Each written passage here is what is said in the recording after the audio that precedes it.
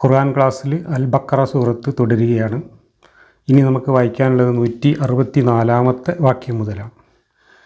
164 ആകാശഭൂമികളുടെ സൃഷ്ടിപ്പിലും രാപ്പകലുകളുടെ മാറ്റത്തിലും മനുഷ്യർക്ക് ഉപകാരമുള്ള വസ്തുക്കളുമായി കടലിലൂടെ സഞ്ചരിക്കുന്ന കപ്പലിലും ആകാശത്ത് നിന്ന് അള്ളാഹു മഴ ചൊരിഞ്ഞു തന്നിട്ട് നിർജീവാവസ്ഥയ്ക്ക് ശേഷം ഭൂമിക്കത് മുഖേന ജീവൻ നൽകിയതിലും ഭൂമിയിൽ എല്ലാതരം ജന്തുവർഗ്ഗങ്ങളെയും വ്യാപിപ്പിച്ചതിലും കാറ്റുകളുടെ ഗതിക്രമത്തിലും ആകാശഭൂമികൾക്കിടയിലൂടെ നിയന്ത്രിച്ച് നയിക്കപ്പെടുന്ന മേഘത്തിലും ചിന്തിക്കുന്ന ജനങ്ങൾക്ക് പല ദൃഷ്ടാന്തങ്ങളുമുണ്ട് തീർച്ച. ഇത് നമ്മൾ മക്കയിൽ ഇറങ്ങിയ ഒരുപാട് സൂറത്തുകളിൽ ആവർത്തിച്ച് കേട്ടിട്ടുള്ളതാണ് ഈ ഒരു ദൃഷ്ടാന്തം പറച്ചിൽ. എന്തിൻ്റെ ദൃഷ്ടാന്തമാണ് ഇതിലുള്ളത് എന്ന് ചോദിച്ചാൽ വല്ല ഉത്തരവുണ്ടോ? ഇതിലിപ്പോൾ അള്ളാഹുവിൻ്റെ ഏകത്വം ആണ് ഇതിലെ ദൃഷ്ടാന്തം എന്ന് വ്യാഖ്യാനങ്ങൾ ഗ്രന്ഥങ്ങളിലൊക്കെ എഴുതി വെച്ചിട്ടുണ്ട്. ഇതിലിപ്പോൾ അള്ളാഹുവാണ് പടച്ചോൻ എന്നുള്ളതിന് എന്ത് ദൃഷ്ടാന്തമുള്ളത്? വേറെ ഏതെങ്കിലും പടച്ചോൻ ഉണ്ടാക്കിയാൽ ഇപ്പോൾ ഈ പറഞ്ഞ സംഭവങ്ങളൊക്കെ അവിടെ ഉണ്ടാവില്ലേ? ബ്രഹ്മാവും വിഷ്ണുവും ശിവനും കൂടെയാണ് ഉണ്ടാക്കിയതെങ്കിൽ അതിൽ തന്നെ സൃഷ്ടി സ്ഥിതി സംഹാരം ഈ 3 കാര്യങ്ങൾക്കും 3 ദൈവങ്ങളാണ് എങ്കിൽ എന്താ ഇപ്പോൾ ഇതിൽ പ്രശ്നമുള്ളത്? ഇതൊക്കെ ഒരാൾ സൃഷ്ടിച്ചു, പിന്നെ അതിൻ്റെ ബാക്കി കാര്യങ്ങളൊക്കെ വേറൊരാൾ നോക്കുന്നു, അത് കഴിഞ്ഞിട്ട് അതിൻ്റെ സംഹാര പ്രവൃത്തി വേറൊരാൾ നോക്കുന്നു. അങ്ങനെ 3 ദൈവങ്ങളാണ് ഇതൊക്കെ കൂടെ നിയന്ത്രിക്കുന്നതെങ്കിൽ അതിനിപ്പോൾ ഇതിൽ ദൃഷ്ടാന്തമില്ലേ? ഇനിയിപ്പോൾ ലാത്തെ ഉസി മനാത്തയൊക്കെ ഉണ്ടോ ഇല്ലേ, അതിനിപ്പോൾ ഇതിൽ വല്ല ദൃഷ്ടാന്തമുണ്ടോ? അള്ളാഹു മാത്രമേ ദൈവം ഉള്ളൂ എന്നതിന് വല്ല ദൃഷ്ടാന്തമുണ്ടോ? ഒരു ദൈവം ഉണ്ട് എന്നതിന് തന്നെ ഇപ്പോൾ ഇതിൽ വല്ല ദൃഷ്ടാന്തമുണ്ടോ? മുഹമ്മദ് അള്ളാഹിൻ്റെ പ്രവാചകനാണ് എന്നതിന് ഇതിൽ വല്ല ദൃഷ്ടാന്തമുണ്ടോ? മുഹമ്മദ് അള്ളാഹിൻ്റെ പ്രവാചകനല്ല എങ്കിൽ എന്താ മഴ പെയ്യൂലേ? മഴ പെയ്താൽ ചെടി മുളക്കൂലേ? ഈ പറയുന്ന കാറ്റും ഈ കപ്പലും ഒക്കെ ഓടൂലേ? ഇനി അള്ളാഹ് എന്ന് പറയുന്നത് പഠിച്ചവനല്ല, വേറെ 2-3 പഠിച്ചവന്മാരാണ് എങ്കിലും ഇപ്പോൾ മഴ പെയ്യൂലേ? ഈ പറഞ്ഞ സംഭവങ്ങളൊന്നും ഉണ്ടാവില്ലേ? ആകാശത്തിൻ്റെ ഭൂമിൻ്റെ ഇടയിൽ ഈ ജീവജാലങ്ങളൊന്നും ഉണ്ടാവില്ലേ? അപ്പോൾ എന്ത് ദൃഷ്ടാന്തമാണ് ഇതിനകത്തുള്ളത്? മുഹമ്മദ് ഈ ഖുർആനിലൂടെ പറഞ്ഞുകൊണ്ടിരുന്ന കഥയ്ക്ക് എന്തെങ്കിലും ദൃഷ്ടാന്തം ഇതിലുണ്ടോ? ഇനി ഈ ദൃഷ്ടാന്തത്തിന് വല്ല പ്രസക്തി അവിടെ മക്കയിലെ മദീനയിലുണ്ടോ? ഇപ്പോൾ ഈ പറഞ്ഞ സംഭവങ്ങളൊക്കെ ഏതോ ഒരു ദൈവം ഉണ്ടാക്കുന്നതാണ് എന്ന കാര്യത്തിൽ അവിടെ ആളുകൾക്കൊന്നും വലിയ സംശയം ഉണ്ടായിരുന്നില്ല. ഇന്നാണിപ്പോൾ ഭൗതികവാദികൾക്കൊക്കെ ഇതിന് ഭൗതികമായിട്ടുള്ള വ്യാഖ്യാനങ്ങളും കാര്യങ്ങളും ഒക്കെ ഉള്ളത്. അന്ന് അങ്ങനെയുള്ള ആളുകൾ വളരെ കുറവായിരുന്നു. അന്നെല്ലാം എന്തൊക്കെയോ ഇതിൻ്റെ പിന്നിൽ ഏതൊക്കെയോ പഠിച്ചവന്മാരുണ്ട് എന്ന് വിശ്വസിച്ചിരുന്ന ആൾക്കാരാണ്. അവരോട് ഇപ്പോൾ ഈ ദൃഷ്ടാന്തം പറയുന്നതിൽ എന്ത് ആ കഥയാണുള്ളത്? ഇത് ഒരു പ്രാവശ്യം പറഞ്ഞാൽ പോരെ, എത്ര ഭാവിശ്യം, എത്ര കാക്കത്തൊള്ളായിരം വെട്ടായി ഇപ്പോൾ ഈ ഒരു ദൃഷ്ടാന്തം പറയുന്നത്. എന്നാൽ അതിനേക്കാളും മനുഷ്യർക്ക് കാര്യങ്ങൾ മനസ്സിലാക്കി കൊടുക്കാനും ബോധ്യപ്പെടുത്താനും പറ്റുന്ന വേറെ എന്തെല്ലാം ദൃഷ്ടാന്തങ്ങൾ ഇന്ന് നമ്മുടെ മുമ്പിലുണ്ട്. അതിലേതെങ്കിലും പറഞ്ഞു കൊടുക്കാൻ ഇയാൾക്ക് കഴിഞ്ഞു? അന്ന് അവിടെ കണ്ട കുറേ കാര്യങ്ങൾ ഇങ്ങനെ വിളിച്ചു പറയുന്നു. അതിൽ തന്നെ മണ്ടത്തരാണ്. ജീവനില്ലാത്തതാണ് മഴ പെയ്യുമ്പോൾ ജീവനായിട്ട് വരുന്നത് എന്ന് പറയുന്ന മണ്ടത്തരാണ്. ഇതൊക്കെ നമ്മൾ മുമ്പ് ഒരുപാട് ചർച്ച ചെയ്തിട്ടുള്ള കാര്യമാണ്. അപ്പോൾ ഈ ഖുർആനിലെ ദൃഷ്ടാന്തം പറച്ചിൽ തന്നെ ധാരാളം മതി, അതൊരു ദൃഷ്ടാന്തമാണ്. മുഹമ്മദ് എന്ന് പറയുന്ന ഒരു മനുഷ്യൻ്റെ വിവരക്കേടുകൾ അങ്ങേര് അവിടെ വിളമ്പിയതാണ് എന്നതിൻ്റെ ദൃഷ്ടാന്തമാണ് ഈ ദൃഷ്ടാന്തം പറച്ചിൽ തന്നെ. അതിനപ്പുറം അതിനെക്കുറിച്ചൊന്നും പറയേണ്ടതില്ല. 165 അള്ളാഹുവിന് പുറമെയുള്ളവരെ അവന് സമന്മാരാക്കുന്ന ചില ആളുകളുണ്ട്. അള്ളാഹുവെ സ്നേഹിക്കുന്നത് പോലെ ഈ ആളുകൾ അവരെയും സ്നേഹിക്കുന്നു. എന്നാൽ സത്യവിശ്വാസികൾ അള്ളാഹുവോട് അതിശക്തമായ സ്നേഹമുള്ളവരത്രേ. ഈ അക്രമികൾ പരലോക ശിക്ഷ കൺമുമ്പിൽ കാണുന്ന സമയത്ത് ശക്തി മുഴുവൻ അള്ളാഹുവിനാണെന്നും അള്ളാഹു കഠിനമായി ശിക്ഷിക്കുന്നവനാണെന്നും അവർ കണ്ടറിഞ്ഞിരുന്നെങ്കിൽ. അപ്പോൾ വേറെ ദൈവങ്ങളിൽ വിശ്വസിക്കുന്ന ആളുകളെ നരകവും അള്ളാഹിൻ്റെ ശിക്ഷയും പറഞ്ഞ് പേടിപ്പിക്കുകയാണ്. ഒരു പ്രപഞ്ച സൃഷ്ടാവിന് ആകാശത്ത് എവിടെയെങ്കിലും ഒളിച്ചിരുന്നിട്ട് ഏജൻറ്റുമാരെ പറഞ്ഞയച്ചിട്ട് വേറെ ദൈവങ്ങളില്ല എന്ന് പറയാൻ വേണ്ടിയിട്ട് ഇങ്ങനെ ഭീഷണിപ്പെടുത്തേണ്ട ഗതികേടുണ്ടാവും. നിങ്ങൾ ആലോചിച്ച് നോക്ക്, എന്തൊരു പൊട്ടത്തരമാണ് എഴുതി വെച്ചിട്ടുള്ളത്. ഇയാൾ മാത്രമേ ദൈവം ഉള്ളെങ്കിൽ അത് ഈ സൃഷ്ടികളെ ബോധ്യപ്പെടുത്താൻ എന്തെല്ലാം വഴികളുണ്ട്. ഇപ്പോൾ നമുക്കിവിടെ ഭൂമിയുണ്ട്, കാറ്റുണ്ട്, വെളിച്ചമുണ്ട്, നമ്മളുണ്ട്, ജീവനുണ്ട്. ഇതൊക്കെ നമുക്ക് ഏതെങ്കിലും കിതാബിൽ ആരെങ്കിലും ഏജൻറ്റുമാർ വന്ന് പറഞ്ഞിട്ടാണോ നമുക്ക് ബോധ്യപ്പെട്ടത്? നമുക്ക് സ്വമേധയാ അതൊക്കെ ബോധ്യപ്പെട്ടു. അതുപോലെ ഈ ചങ്ങാതിയാണ് പഠിച്ചോനെന്നുണ്ടെങ്കിൽ അയാളെ പഠിച്ചോനുള്ളൂ എന്നുള്ള കാര്യം നമ്മളെ ബോധ്യപ്പെടുത്താൻ ഇയാൾ എവിടെയെങ്കിലും ഒളിച്ചിരുന്നിട്ട് ഏതെങ്കിലും ഒരു ഏജൻറ്റിനെ പറഞ്ഞയച്ചിട്ട് ഇങ്ങനെ ഭീഷണിപ്പെടുത്തണോ? എന്താ ഇതിനൊക്കെ ഒരു അർത്ഥമുള്ളത്? ഇപ്പോൾ ഈ അള്ളാഹുവിന് സമന്മാരുണ്ടായി, എന്താ ഇപ്പോൾ അള്ളാഹുക്കൊരു പ്രശ്നം? ഞാൻ പറഞ്ഞല്ലോ, വിഷ്ണു, ശിവൻ, ബ്രഹ്മാവ്, അങ്ങനെ 3 ദൈവങ്ങളുണ്ട്. ഈ 3 പേരും ചുമതലകൾ വീതിച്ചിട്ട് സുഖസുന്ദരമായിട്ട് ഈ പ്രപഞ്ചത്തിലെ കാര്യങ്ങളൊക്കെ നോക്കുന്നു എന്ന് വിശ്വസിക്കുന്ന ഒരുപാട് ആൾക്കാരുണ്ട് നമ്മുടെ നാട്ടിൽ, കോടിക്കണക്കിന് ആൾക്കാരുണ്ട്. ആ ദൈവങ്ങൾ 3 ഉള്ളതുകൊണ്ട് ഇപ്പോൾ എന്ത് കുഴപ്പമുള്ളത്? എത്ര ദൈവങ്ങളുണ്ടായാലും ഒരു സമന്മാരാണെന്ന് വിചാരിച്ച് ഇനി ഈ ദൈവങ്ങൾ എന്തിനാണ് ഇത്രയും അസൂയപ്പെടേണ്ട കാര്യം? അവർക്ക് കുറച്ചും കൂടെ വിശാലമായിട്ട് ഇത് ചിന്തിക്കാൻ കഴിയില്ല. മനുഷ്യൻ്റെ മാതിരി ഇങ്ങനെ കുശുമ്പും വെച്ച് നടക്കുകയാണ്, അല്ലെങ്കിൽ ഒരു പൂവൻകോഴീൻ്റെ മാതിരി ഒന്നിനെ കണ്ടാൽ കൊത്തിക്കൂടാൻ നടക്കുകയാണ്. അങ്ങനെയാണ് ഇതിൽ പറഞ്ഞിട്ടില്ലേ, രണ്ട് ദൈവങ്ങളുണ്ടായ രണ്ടുപേർ തല്ലൂടുന്നൊക്കെയാണ് ഇതിനകത്ത് എഴുതി വെച്ചിട്ടുള്ളത്. ഇത്രയും വലിയ വിഡ്ഢിത്ത ലോകത്ത് വേറെ ഏതെങ്കിലും പുസ്തകത്തിൽ നിങ്ങൾ കണ്ടിട്ടുണ്ടോ? ഇനി കുറേ ദൈവങ്ങൾ ആരാധിക്കുന്നത് കൊണ്ട് മനുഷ്യർക്ക് ഗുണമാണോ ദോഷമാണോ? ഞാൻ പറയുന്നത് ഗുണമാണെന്നാണ്. ഇപ്പോൾ മക്കയിൽ തന്നെ കുറേ ദൈവങ്ങളുണ്ടായിരുന്നത് കൊണ്ട് കുറേ ഗോത്രങ്ങൾക്ക് അവിടെ സമാധാനപരമായി വന്നിട്ട് കച്ചവടം നടത്താനും ആരാധിച്ചു പോകാനും അവിടെ കൊള്ളയും അക്രമവും ഒന്നും ഇല്ലാതെ വളരെ സുഖസുന്ദരമായിട്ടുള്ള സുരക്ഷിതമായിട്ടുള്ളൊരു പ്രദേശമാക്കി നിലനിർത്താനും ഒക്കെ കഴിഞ്ഞതും എല്ലാ മതവിഭാഗങ്ങളുമായിട്ടും എല്ലാ ഗോത്രങ്ങളുമായിട്ടും സൗഹാർദ്ദത്തിൽ കഴിയാൻ കഴിഞ്ഞതും ഒക്കെ അവർക്ക് കുറേ ദൈവങ്ങളുണ്ടായിരുന്നുകൊണ്ടാണ്. ആ നല്ല അന്തരീക്ഷത്തെ മുഴുവൻ നശിപ്പിക്കുകയാണ് മുഹമ്മദ് അവിടെ ഒറ്റപ്പടച്ചോനെയും കൊണ്ട് വന്ന് ചെയ്തത്. ഈ ഒറ്റപ്പടച്ചോനെയും കൊണ്ട് നടക്കുന്ന മതങ്ങളാണ് കോടിക്കണക്കിന് മനുഷ്യരെ നൂറ്റാണ്ടുകളോളം നീണ്ടുനിന്ന കുരിശ് യുദ്ധങ്ങളിൽ കൊന്നൊടുക്കിയത്. എല്ലാവർക്കും ഒരു പടച്ചോനാണ്, ഒറ്റ പടച്ചോൻ തന്നെയാണ് ഈ മൂന്നും ഉണ്ടാക്കിയിട്ടുള്ളത്. എന്നിട്ട് ഈ മൂന്ന് പടച്ചോൻ്റെ ആൾക്കാരും കൂടെ ഞങ്ങളെ പടച്ചോനാണ് ഒറിജിനൽ എന്ന് പറഞ്ഞിട്ട് നടത്തിയ യുദ്ധങ്ങളുടെ കഥയാണ് ഈ പറഞ്ഞത്. അപ്പോൾ ഈ ഒറ്റ പടച്ചോൻ്റെ ആൾക്കാരാണ് ലോകത്തെ ഏറ്റവും കൂടുതൽ കുഴപ്പങ്ങൾ ഉണ്ടാക്കിയിട്ടുള്ളത്. എന്നാൽ കുറേ പഠിച്ചവന്മാരുള്ളവർക്ക് കുറച്ചും കൂടെയൊക്കെ സഹിഷ്ണുതയും കുറച്ചും കൂടെ വിശാല മനസ്കതയും കുറച്ചും കൂടെ ജനാധിപത്യ ബോധമൊക്കെ ഉള്ളതായിട്ടാണ് നമ്മൾ കാണുന്നത്. അവർ ബഹുസ്വരതയെ ഉൾക്കൊള്ളുന്നു, എല്ലാവരെയും ഉൾക്കൊള്ളുന്നു, അവരെ വിശ്വാസമായിട്ട് അവർ ജീവിക്കട്ടെ എന്ന നിലപാടെടുക്കുന്നു. എന്നാൽ ഇവരങ്ങനെ ഞങ്ങളെ വിശ്വാസത്തേക്ക് എല്ലാവരും വന്നെങ്കിലേ ശരിയാവുള്ളൂ എന്ന് പറഞ്ഞിട്ട് ലോകം മുഴുവൻ അക്രമം ഉണ്ടാക്കാൻ നടക്കുന്നത് ഇവരാണ്. അപ്പോൾ ഏകദൈവം എന്ന് പറയുന്ന ഈ ശാഠ്യം തന്നെ ഇന്ന് ഒരു അധാർമികമായിട്ടുള്ള വിശ്വാസമാണ് ഇന്നത്തെ മനുഷ്യൻ്റെ ധാർമ്മിക ബോധത്തിന് മുമ്പിൽ. അതുകൊണ്ട് അള്ളാഹുവിന് സമന്മാരല്ല, ഇനി 1,900 വേറെ ദൈവങ്ങളുണ്ടായാലും ഒരു കുഴപ്പമില്ല, ഒരു ദൈവം ഇല്ലെങ്കിലും ഒരു കുഴപ്പമില്ല, മനുഷ്യർക്കിവിടെ സമാധാനമായിട്ട് ജീവിക്കണമെങ്കിൽ ഈ ദൈവങ്ങളൊക്കെ ഇല്ലാതാവുകയാണ് വേണ്ടത് എന്ന സന്ദേശവും ദൃഷ്ടാന്തവുമാണ് യഥാർത്ഥത്തിൽ ഈ സാധനങ്ങളൊക്കെ നമുക്ക് തരുന്നത്. 166 പിന്തുടരപ്പെട്ടവർ പിന്തുടർന്നവരെ വിട്ട് ഒഴിഞ്ഞു മാറുകയും ശിക്ഷ നേരിൽ കാണുകയും അവർ തമ്മിലുള്ള ബന്ധങ്ങൾ അറ്റുപോവുകയും ചെയ്യുന്ന സന്ദർഭമത്രേ അത്. 167 പിന്തുടർന്നവർ അന്ന് പറയും, ഞങ്ങൾക്ക് ഒരു തിരിച്ചുപോക്കിന് അവസരം കിട്ടിയിരുന്നെങ്കിൽ ഇവർ ഞങ്ങളെ വിട്ടൊഴിഞ്ഞ് മാറിയതുപോലെ ഞങ്ങൾ ഇവരെയും വിട്ടൊഴിഞ്ഞ് മാറുമായിരുന്നു. അപ്രകാരം അവരുടെ കർമ്മങ്ങളെല്ലാം അവർക്ക് ഖേദത്തിന് കാരണമായി ഭവിച്ചത് അള്ളാഹു അവർക്ക് കാണിച്ചു കൊടുക്കും. നരകാഗ്നിയിൽ നിന്ന് അവർക്ക് പുറത്തു കടക്കാനാവുകയുമില്ല. അപ്പോൾ ഈ ഒരുപാട് ദൈവങ്ങളെ ആരാധിച്ചിരുന്ന മക്കയിലുണ്ടായിരുന്ന ആളുകൾ അവർക്ക് നേതൃത്വം കൊടുത്തിരുന്ന ആളുകളാണ് അനുയായികളോട് അവരുടെ പാരമ്പര്യത്തിലും വിശ്വാസത്തിലും ഉറച്ചു നിൽക്കാനും ഈ മുഹമ്മദ് പറയുന്നതൊക്കെ പൊട്ടത്തരാണ്, അവൻ്റെ കൂടെ പോകണ്ട എന്നും പറഞ്ഞിരുന്നത്. അപ്പോൾ ആ നേതാക്കന്മാരെയും അവരുടെ അനുയായികളെയും തമ്മിൽ പിണക്കാൻ വേണ്ടിയിട്ട് പറയുന്ന കാര്യങ്ങളാണ്. ഈ നേതാക്കന്മാരെയൊക്കെ നിങ്ങൾ അവിടെ എത്തുമ്പോൾ തള്ളിപ്പറയേണ്ടി വരും, അവിടുന്ന് ശിക്ഷ കിട്ടുമ്പോൾ നിങ്ങൾ തമ്മിൽ തെറ്റിപ്പിരിയും, അങ്ങനെ നിങ്ങൾ കഠിനമായ ശിക്ഷയ്ക്ക് വിധേയരാകും എന്നൊക്കെ പറഞ്ഞിട്ട് അവരെ പേടിപ്പിച്ചിട്ട് വിശ്വസിപ്പിക്കുകയാണ് ആര്? സ്രഷ്ടാവായ ഒറ്റപ്പടച്ചവൻ. ആ ഒറ്റപ്പടച്ചവൻ എവിടെയാണ്? മൂപ്പര് ആകാശത്തിൻ്റെ മുകളിൽ ഒളിച്ചിരിക്കുക. എന്നിട്ട് പേടിപ്പിക്കാൻ മൂപ്പര് മുഹമ്മദിനെ പോലെയുള്ള ഒരു ചങ്ങാതിനെ പറഞ്ഞയച്ചിരിക്കുക. അതിൻ്റെ ആവശ്യമുണ്ടോ ദൈവത്തിന്?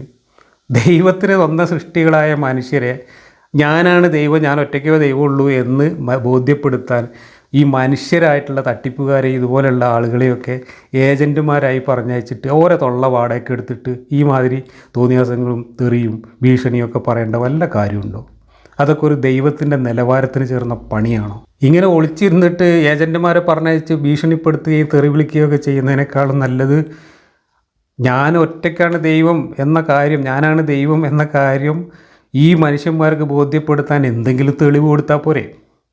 ഈ ഏജൻറ്റുമാരോട് തെളിവ് ചോദിച്ചിട്ട് തെളിവ് ചോദിച്ചതിന് അവർ ചീത്ത പറയുകയാണ് ഏജൻറ്റുമാർ ചെയ്തിട്ടുള്ളത്. ഇപ്പോൾ മുഹമ്മദ് നബിയോട് തെളിവ് ചോദിച്ചവരെ മുഴുവൻ ഇതേപോലെ ഭീഷണിപ്പെടുത്തുകയും തെറി വിളിക്കുകയാണ് ചെയ്തത്.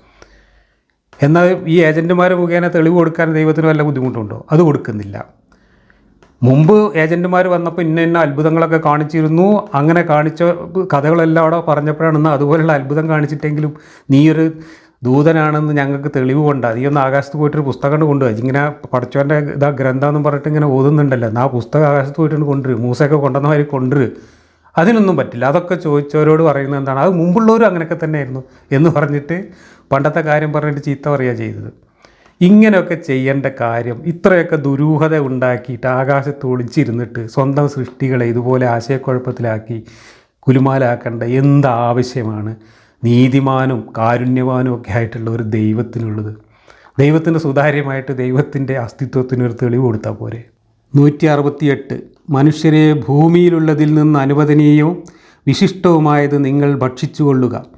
പിശാചിൻ്റെ കാലടികളെ നിങ്ങൾ പിന്തുടരാതിരിക്കുകയും ചെയ്യുക. അവൻ നിങ്ങളുടെ പ്രത്യക്ഷ ശത്രു തന്നെയാകുന്നു. ഈ ആയത്തിറങ്ങിയ സന്ദർഭം സബബുൻ വാഹിദിയുടെ അസ്ബാബുൻ എന്ന് പറയുന്ന തഫ്സീറിൽ കൊടുത്തിട്ടുള്ളത് ഇതാണ്. Reporting from Abu Salih al Kalbi said, this verse was revealed about Thaqif, Khuzaah and Amir bin Sasaa, who forbade themselves certain food and meat. They forbade the Bahira, Al-Saiba, Al-Wasila as well as Al-Hamiya. അപ്പോൾ മക്കയിലുണ്ടായിരുന്ന ഈ 2-3 പേര്, താക്കിഫ്, ഖുസാ, Aamir bin സായ എന്ന് പറയുന്ന ആൾക്കാർ ചില ഭക്ഷണ സാധനങ്ങൾ forbade ചെയ്തു, നിരോധിച്ചു. അത് കഴിക്കാൻ പാടില്ല എന്ന് പറഞ്ഞു. അവർ നിരോധിച്ച സാധനങ്ങൾ ബഹീറ, സാബിയ, വാസില, ഹാമിയ, ഇതായിരുന്നു അവർ നിരോധിച്ചത്. അപ്പോൾ എന്താണ് ഈ സാബിയ, വാസില എന്നൊക്കെ പറഞ്ഞ ഈ 4 സാധനങ്ങൾ? അതിൻ്റെ വിശദീകരണം ഇബ്നു കസീറിൻ്റെ തഫ്സീറിൽ കൊടുത്തിട്ടുണ്ട്. ശൈത്താൻ്റെ കാലടികൾ നിങ്ങൾ പിന്തുടരരുത് എന്നാണ് ഇവിടെ ഈ ഭക്ഷണ സാധനം നിരോധിച്ചതിനെതിരായിട്ട് ഈ ആയത്തിൽ പറഞ്ഞിട്ടുള്ളത്. അപ്പോൾ എന്താണ് ഈ ശൈത്താൻ്റെ കാലടികൾ പിന്തുടരുക എന്ന് പറഞ്ഞതിൻ്റെ വിശദീകരണമാണ്. He also forbade them from following the footsteps of Shaitan, meaning his ways and methods with which he misguides his followers, like prohibiting the Bahira. ബഹീറ എന്ന് പറഞ്ഞാൽ a she camel whose milk was paid for the idols and nobody was allowed to milk it. അപ്പോൾ ബഹീറ എന്ന് പറഞ്ഞാൽ അവർ നിരോധിച്ച സാധനം എന്ന് പറയുന്നത് ഒരു പെണ്ണൊട്ടകമാണ്. അത് അവിടുത്തെ ദൈവങ്ങൾക്ക് ഒഴിഞ്ഞിട്ടിരുന്ന ചില ഒട്ടകങ്ങൾ. ആ ഒട്ടകങ്ങളുടെ പാല് ആരും കറന്നെടുക്കാനോ ഉപയോഗിക്കാനോ പാടില്ല എന്നതായിരുന്നു അവിടുത്തെ ഭക്ഷണ നിരോധനം. ഇനി സബിയ എന്ന് പറയുന്നത് a she camel let loose for free pasture for the idols and nothing was allowed to be carried on it. ഇതൊക്കെ അവരുടെ അന്നത്തെ വിശ്വാസങ്ങളും ആചാരങ്ങളും അവർ തുടർന്ന് വന്നിരുന്ന ചില ചിട്ടകളുമാണ്. അതനുസരിച്ച് അവർ നിരോധനം ഏർപ്പെടുത്തിയിരുന്നു. ചില ദൈവങ്ങൾക്ക് വേണ്ടിയിട്ട് നേർച്ച നേർന്ന് ഒഴിഞ്ഞിട്ട ചില ഒട്ടകങ്ങളുടെ പാല് കുടിക്കാൻ പാടില്ല, കറക്കാൻ പാടില്ല. ചില ഒട്ടകങ്ങളെ സവാരിക്കോ മറ്റു കാര്യങ്ങൾക്കോ ഉപയോഗിക്കാൻ പാടില്ല. അതൊക്കെ അത് ദൈവത്തിൻ്റെ മാർഗത്തിൽ അവർ ഒഴിഞ്ഞിട്ടതാണ്. ഇനി വാസില, a she camel set free for idol because it has given birth to a she camel at its first delivery and then again gives birth to a she camel at its second delivery. ഒട്ടകങ്ങൾ ആദ്യം പെണ്ണൊട്ടകത്തെ പ്രസവിച്ചു, പിന്നെ രണ്ടാമതും പെണ്ണൊട്ടകത്തെ പ്രസവിച്ചു. അങ്ങനെയാണെങ്കിൽ അത്തരം ഒട്ടകങ്ങളെയും ഇതുപോലെ പാല് എടുക്കാനോ അല്ലെങ്കിൽ മറ്റ് ആവശ്യങ്ങൾക്ക് ഉപയോഗിക്കാൻ പാടില്ല എന്നുള്ളത് അവരുടെ ഒരു വിശ്വാസമായിരുന്നു. അതാണ് വാസില എന്ന് പറയുന്നത്. And all of the other things that Shaitan made attractive to them during the time of Jahiliya. അപ്പോൾ ഈ ആചാരങ്ങളൊക്കെ അവർക്ക് ആകർഷകമാക്കി തോന്നിച്ചത് ചെയ്ത്താനാണ് എന്നാണ് മുഹമ്മദ് അവിടെ പറയുന്നത്. എന്നിട്ട് അള്ളാഹു വന്നിട്ട് ഈ ചെയ്ത്താൻ്റെ ആചാരങ്ങളൊക്കെ വീറ്റോ ചെയ്യുകയാണ്. വീറ്റോ ചെയ്തിട്ട് അള്ളാഹു അതിൽ വേറെ ആചാരങ്ങൾ ഇറക്കി കൊടുക്കുന്നുണ്ട്. ഇറക്കി കൊടുത്ത ആചാരങ്ങൾ ഇതൊക്കെ തന്നെയാണ്. ഇതൊക്കെ കോപ്പി അടിച്ചിട്ട് തന്നെയാണ് പിന്നെ ഈ മതം ഉണ്ടാക്കുന്നത്. അതിൻ്റെ കോമഡി നമ്മൾ വേറെ ചർച്ച ചെയ്ത് കഴിഞ്ഞതാണ്. അപ്പോൾ അവരുടെ വിശ്വാസവും അവരുടെ ആചാരങ്ങളും അവരുടെ അനുഷ്ഠാനങ്ങളും ഒക്കെ ചെയ്ത്താൻ്റെ തലയിൽ വെച്ച് കെട്ടിക്കൊണ്ടാണ് അള്ളാഹു അതിനെതിരായിട്ട് ഈ ഓർഡറൊക്കെ ഇറക്കുന്നത്. ഞാൻ ചോദിക്കുന്നത്, ഈ അള്ളാഹു എന്ന് പറയുന്ന പഠിച്ചവൻ്റെ പേരിൽ മുഹമ്മദ് എന്ന് പറയുന്ന ഒരു മനുഷ്യൻ വന്നിട്ട് ഈ പൊട്ടത്തരങ്ങളൊക്കെ പറയുകയും ഈ കണ്ട തോന്നിവാസങ്ങളൊക്കെ അവിടെ കാണിക്കുകയും ചെയ്തത് മുഹമ്മദ് ചെയ്ത്താൻ പറഞ്ഞയച്ച ആളാണെങ്കിലോ, ഈ ബക്കയിലെ ജാഹിലികൾ എന്ന് ഇവർ വിളിക്കുന്ന ആളുകളെ അവിടെ ജീവിച്ചിരുന്ന സംസ്കാരവും അവരുടെ ധാർമ്മികതയും അവരുടെ ജീവിത നിലവാരവും അവരുടെ മനുഷ്യത്വവും ഒക്കെ നമ്മൾ പരിശോധിക്കുകയാണെങ്കിൽ അതിനേക്കാളൊക്കെ മോശമായിട്ടുള്ള അവസ്ഥയാണ് മുഹമ്മദ് പിന്നീട് അവിടെ സൃഷ്ടിക്കുന്നത്. മുഹമ്മദ് അക്രമത്തിൻ്റെയും അസഹിഷ്ണുതയുടെയും ഒക്കെ ഒരു സാധനമാണ് അവിടെ കൊണ്ടുവന്നുണ്ടാക്കുന്നത്. അവരവിടെ സമാധാനമായിട്ട് വളരെ ശാന്തമായിട്ട് എല്ലാവരും കൂടെ ചേർന്ന് ഒരുമിച്ച് ജീവിച്ചിരുന്നവരാണ്. ആ നന്മയെ മുഴുവൻ നശിപ്പിച്ചുകൊണ്ട് ഈ ഒറ്റപ്പടച്ചോനെന്നും പറഞ്ഞ് മുഹമ്മദ് വന്നിട്ട് അവിടെ അക്രമം ഉണ്ടാക്കുകയാണ് ചെയ്യുന്നത്. യഥാർത്ഥത്തിൽ മുഹമ്മദാണ് ചെയ്ത്താൻ്റെ ഏജൻറ്റ്, മറ്റൊരാണ് യഥാർത്ഥ ദൈവത്തിൻ്റെ ആൾക്കാരുമെങ്കിലോ അല്ല എന്നെങ്ങനെ പറയാൻ പറ്റുക? ചെയ്തികൾ മൊത്തം പരിശോധിക്കുമ്പോൾ, നമ്മൾ സമഗ്രമായിട്ട് പരിശോധിക്കുമ്പോൾ മുഹമ്മദിലാണ് പൈശാചികതയുടെ അംശങ്ങൾ കൂടുതൽ കാണുന്നത്. മുഹമ്മദ് ഉണ്ടാക്കിയ മതത്തിലാണ് പൈശാചികത കൂടുതൽ കാണുന്നത്. മുഹമ്മദ് കൊണ്ടുവന്ന ദൈവം വെറും ഒരു പിശാചിൻ്റെ സ്വഭാവമാണ് കാണിക്കുന്നത്. ഇതിനകത്ത് ഈ ചീത്ത പറച്ചിലും ഭീഷണിപ്പെടുത്തലും പയ്യാരം പറച്ചിലും അല്ലാതെ എന്താണ് ഇപ്പോൾ നമ്മൾ ഈ ഖുർആനിൽ ഇതുവരെ വായിച്ചത്? ഇതൊക്കെ ഒരു ദൈവത്തിൻ്റെ നിലവാരത്തിന് ചേർന്നതാണോ? ഇതൊക്കെ വേണമെങ്കിൽ നമുക്ക് ചെയ്ത്താൻ്റെ തലയ്ക്ക് വെച്ച് കെട്ടിക്കൂടെ? കുറച്ചും കൂടെ ചിന്തിക്കുന്ന ആളുകൾക്ക് ഈ മതം മൊത്തം ചെയ്ത്താൻ ഉണ്ടാക്കിയതാണ് എന്ന് പറഞ്ഞൂടെ? ഏതുപോലെ ആ മക്കക്കാരുടെ വിശ്വാസങ്ങളും ആചാരങ്ങളും ഒക്കെ ചെയ്ത്താൻ്റെ പണിയാണ് എന്ന് മുഹമ്മദ് അള്ളാഹിൻ്റെ പേരും പറഞ്ഞ് അവിടെ ആരോപിച്ചതുപോലെ മുഹമ്മദിനെയും മുഹമ്മദിൻ്റെ ഖുർആനെയും മുഹമ്മദിൻ്റെ അള്ളാഹുവിനെയും മുഹമ്മദ് ഉണ്ടാക്കിയ ഈ പൈശാചിക സ്വഭാവമുള്ള മതത്തെയും നമുക്കും പിശാചിൻ്റെ തലയിൽ വെച്ച് കെട്ടിക്കൂടെ? ഇനി പിശാചിനെ കുറ്റം പറയാൻ ഈ അള്ളാഹുവിന് എന്ത് അർഹതയുള്ളത്? ആരാ പിശാചിനെ ഉണ്ടാക്കിയത്? അള്ളാഹു. ആരാ പിശാചിനെ അങ്ങോട്ട് പറഞ്ഞയച്ചത്? അള്ളാഹു. ആരാണ് ഈ മക്കാരെ മുഴുവൻ പിശാചിൻ്റെ ഏജൻറ്റുമാരാക്കിയത്? അള്ളാഹു. ഇതൊക്കെ മൂപ്പര് എന്നെ പറഞ്ഞു പോയിട്ടുണ്ട്. ഞാനാണ് അവരെ പഴപ്പിച്ചത്. നീ അവിടെ പോയിട്ട് എന്ത് ഓതിയിട്ടും കാര്യമില്ല. അവരെ മുഴുവൻ പഴപ്പിക്കാൻ വേണ്ടി അവരെ കൂട്ടത്തിൽ നിന്ന് തന്നെ പ്രമാണിമാരെ ഏർപ്പാട് ചെയ്തത് ഞാനാണ് എന്നും അവരൊരിക്കലും നന്നാവാൻ പോകുന്നില്ല എന്നും അവരെയൊക്കെ ഇങ്ങനെ ആക്കാൻ ഞാൻ തീരുമാനിച്ചതാണെന്നും അവരെ ചീത്തയാക്കാൻ വേണ്ടി ഞാൻ ചൈത്താന്മാരെ അങ്ങോട്ട് പറഞ്ഞയച്ചിരിക്കുകയാണ് എന്നും ഇതേ അള്ളാഹു ഇതേ ഖുർആനിൽ പറയുന്നുണ്ട്. ആ അള്ളാഹുവിന് ഈ ചൈത്താന്മാരെ കുറ്റം പറയാൻ എന്താ അർഹതയുള്ളത്? ചെകുത്താനെ സൃഷ്ടിച്ച് വിട്ട പെരുഞ്ചെകുത്താനാണ് അള്ളാഹു എങ്കിൽ എന്തിനാണ് നമ്മൾ ഈ ചെകുത്താനെ ചീത്ത പറയുന്നത്? ചെകുത്താനെ സൃഷ്ടിച്ച് കയറൂരി വിട്ട പെരുഞ്ചെകുത്താനെ അല്ലേ നമ്മൾ ചീത്ത പറയേണ്ടത്? ഏതൊരു കുറ്റകൃത്യത്തിനും അതിൻ്റെ യഥാർത്ഥ കാരണക്കാരനല്ലേ കുറ്റക്കാരൻ? അതല്ലാതെ ഒരാൾ ഒരു കത്തിയെടുത്ത് കുത്തിയാൽ ആ കത്തീനെ പൊട്ടിച്ചിട്ട് വല്ല കാര്യമുണ്ടോ? കുത്തിയ ആളല്ലേ അതിൻ്റെ ഉത്തരവാദി. ഇവിടെ പിശാചി എന്ന് പറയുന്ന കത്തി കൊണ്ട് മനുഷ്യരെ കുത്താൻ പറഞ്ഞയച്ചത് ഈ അള്ളാഹു ആണെങ്കിൽ ആ പിശാച് വെറും ഒരു ടൂള് മാത്രമല്ലേ? അള്ളാഹു അല്ലേ പിശാച്, പെരുംപിശാച്? ഈ കഥയിലൊക്കെ എന്ത് യുക്തിയാണുള്ളത്? 169 ദുഷ്കൃത്യങ്ങളിലും നീചവൃത്തികളിലും ഏർപ്പെടുവാനും അള്ളാഹുവിൻ്റെ പേരിൽ നിങ്ങൾക്കറിഞ്ഞുകൂടാത്തത് പറഞ്ഞുണ്ടാക്കുവാനാണ് അവൻ നിങ്ങളോട് കൽപ്പിക്കുന്നത്. ആര്? പിശാച്. പിശാചിനെ അതൊക്കെ കൽപ്പിക്കാൻ വേണ്ടിയിട്ട് പറഞ്ഞയച്ച അള്ളാഹു തന്നെയല്ലേ അത് കൽപ്പിക്കുന്നത്?